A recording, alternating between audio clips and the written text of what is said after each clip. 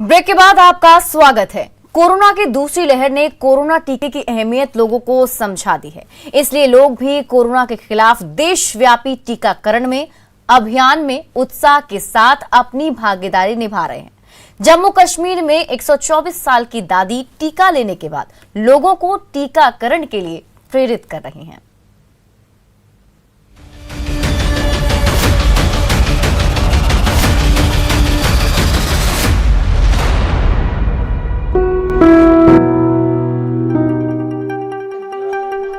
खूब जीली अपनी उम्र,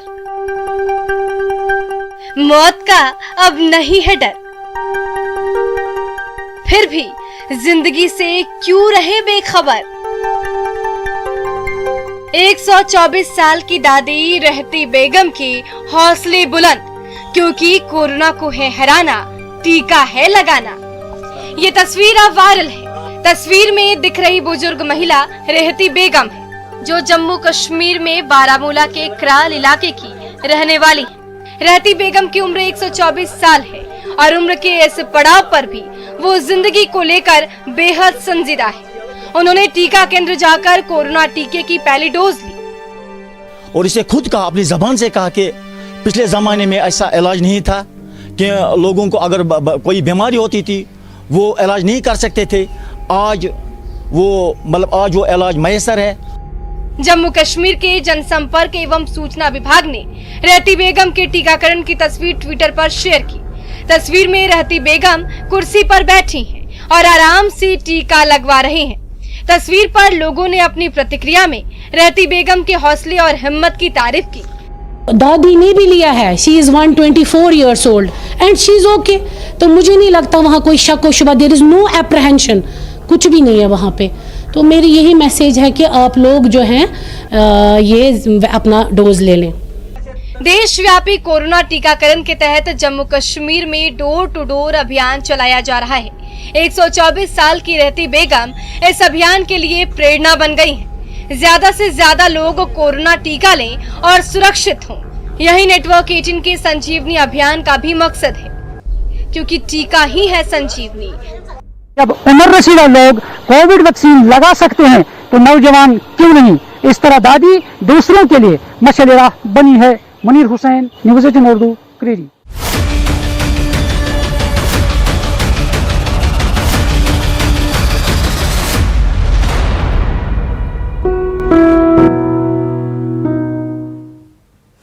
बिहार में भीषण गर्मी और चिलचिलाती धूप ने लोगों का जीना मुहाल कर दिया है। ऐसे में ठंडे पेय पदार्थ की डिमांड भी बढ़ने लगी है। दोपहर के वक्त सड़कों पर यातायात पर भी इसका असर देखने को मिल रहा है। मौसम विभाग की माने तो मानसून आने में जहां 10 दिन देरी है, वहीं अगले 48 घंटे में अधिकतम तापमान और बढ़ने की संभावना है। दिनों से पड़ रही भीषण गर्मी से हाल बेहाल है। अधिकतम तापमान लगातार बढ़ता जा रहा है और तापमान बढ़कर 39 डिग्री तक पहुंच गया है। राजधानी पटना में दोपहर का नज़ारा दिखाते हैं आपको कि देखिए, सड़कों पर अगर दो बजे तक की बात करेंगे तो कहीं ना कहीं जो गाड़ियों की रफ्तार रहती है वो आज नहीं है और ट्रैफिक पर असर पड़ रहा है। लोग सर ढककर घरों से बाहर निकल रहे हैं, जिन्हें काम है वही बाहर निकल रहे हैं। तो जो ठंडे पेय पदार्थ हैं उसका डिमांड बढ़ गया है। देख सकते हैं कि लोग राहगीर जो हैं वो ईख का जूस पीकर या फिर नारियल पानी पीकर किसी तरह से गर्मी से बचने का प्रयास कर रहे हैं। कुछ राहगीर हैं, उनसे बात करते हैं। क्या लग रहा है कि गर्मी काफ़ी बढ़ गई है? सर, गर्मी तो इतनी ज़्यादा बढ़ गई है कि एकदम हालत ख़राब है। मतलब इस कदर गर्मी है कि एकदम लग रहा है कि कुछ चुभ रहा हो शरीर में।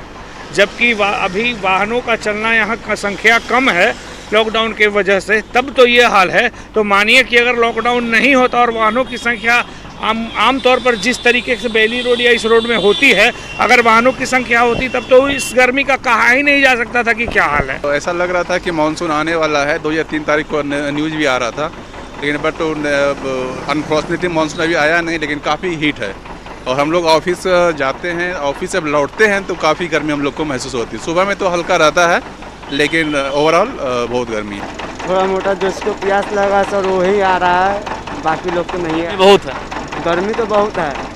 बिक्री बढ़ी होगी? बिक्री बढ़ा नहीं है, कमी है। जितना होना चाहिए उतना ही हो रहा है। लॉकडाउन का भी असर? हाँ, लॉकडाउन का तो असर है। आयुष कुमार तो जो विक्रेता हैं देख सकते हैं इंतज़ार करते हैं, हालांकि गर्मी की वजह से बिक्री हो जा रही है। मौसम विभाग की अगर माने तो अगले 48 घंटे में जो अधिकतम तापमान है उसमें कमी नहीं होने वाली है, बल्कि 1 से 2 डिग्री वृद्धि भी होने वाली है। वहीं दूसरी तरफ आपदा प्रबंधन विभाग ने भी कई जिलों को लेकर अलर्ट जारी किया है कि वज्रपात की संभावना है, ऐसे में लोग सतर्क रहें। कैमरामैन अजय दुबे के साथ रजनीश कुमार, न्यूज़ 18 पटना। कोरोना संक्रमण के दौर में लॉकडाउन के दौरान जहां आम लोगों की आमदनी घटी है, इन सब के बीच जीविका दीदियां सरकार के एक फैसले से आत्मनिर्भर बन रही हैं। जीविका दीदियों के द्वारा बनाए गए मास्क से उन्हें बेहतर आमदनी हो रही है। घर परिवार चलाने के साथ साथ पैसे की बचत भी हो रही है। मास्क के बदले पंचायत प्रतिनिधियों के द्वारा मास्क के बदले जीविका दीदियों को भुगतान भी किया जाता है। सिर्फ बरौली प्रखंड में 80,000 से ज्यादा मास्क जीविका दीदियों के समूह के द्वारा तैयार किया गया है। कोरोना काल में जब लोगों की आमदनी घटी है, तब जीविका समूह के द्वारा जो जीविका के जो दीदियां हैं वो अपने परिवार का खर्च चला रही हैं, वो आर्थिक स्वावलंबन की तरफ हैं। अभी हम बरौली के एक जीविका समूह के पास हैं, ये आलापुर गांव है, और यहाँ पर जो जीविका समूह है उनके द्वारा मास्क तैयार किया जाता है। और इन मास्कों को बरौली के जो अलग अलग पंचायतें हैं वहाँ पर डिमांड के अनुसार जो है उसको सप्लाई किया जाता है। अब देखें यहाँ पर जो जीविका समूह की जो महिलाएं हैं वो यहाँ पर बैठी हुई हैं, उन्हीं के द्वारा मास्क तैयार किया जाता है।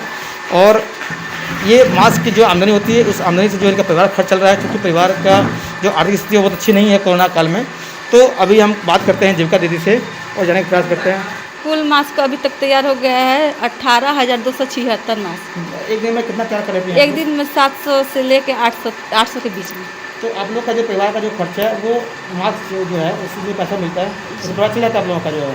हाँ, बहुत अच्छा से, मतलब बहुत फ़ायदा इससे हुआ है। कोरोना काल में आदमी बैठा है तो जीविका से अच्छा हम लोग को मतलब आमदनी भी मिल रहा है, हम लोग सिल भी रहे हैं। देखिए, बरौली में जो जीविका की दीदी हैं वो 4 जगह भी काम हम लोग का चल रहा है, और सब जगह मोर और लेस 19-20 दीदियाँ काम कर रही है।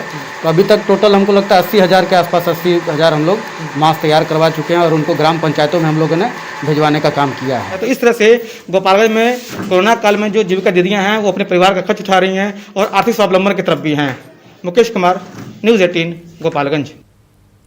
और फिलहाल इस बुलेटिन में बस इतना ही, लेकिन न्यूज़ 18 बिहार झारखंड पर खबरों का सिलसिला लगातार जारी।